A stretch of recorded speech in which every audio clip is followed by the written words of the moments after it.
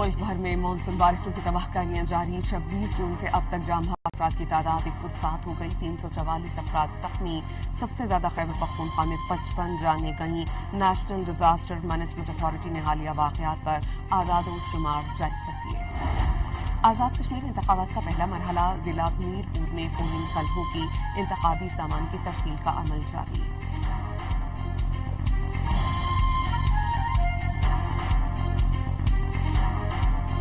वफाकी वज़रा ने कश्मीर में डेरे डाल रखे हैं। सिंध के सीनियर वजीर शर्जील इनाम मेमन की तनकीद। कहा एक सूबे के वज़ीर आला ऐलानात करती रहें। इलेक्शन कमिश्नर ने नोटिस नहीं लिया। कहा चोर दरवाजों से आने वालों को शिकस्त देंगे।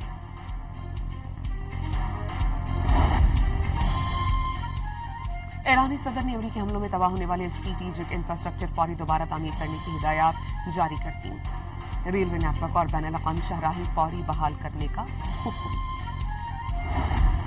और आबनाए होर्मुज़ में ऑयल टैंकर बारूदी सुरंग से टकरा गया। ईरानी मीडिया के मुताबिक टैंकर ईरान के मुजव्वज़ा रास्ते से हटा तो बारूदी सुरंग की जद में आ गया।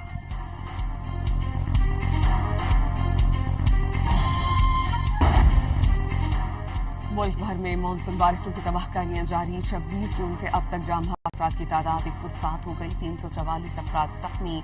सबसे ज्यादा खैबर पख्तूनख्वा में 55 जानें गईं। नेशनल डिजास्टर मैनेजमेंट अथॉरिटी ने हालिया वाकयात पर आदाद व शुमार जारी कर दिए।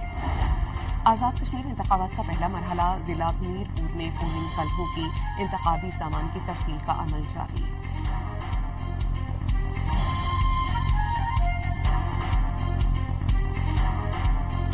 वफाकी वज़रा ने कश्मीर में डेरे डाल रखे हैं। सिंध के सीनियर वजीर शर्जील इनाम मेमन की तनकीद।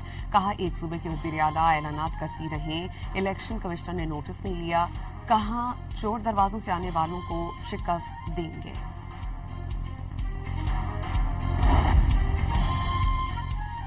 ईरानी सदर ने अमरीकी हमलों में तबाह होने वाले स्ट्रेटेजिक इंफ्रास्ट्रक्चर फौरी दोबारा तामीर करने की हिदायत जारी कर दी।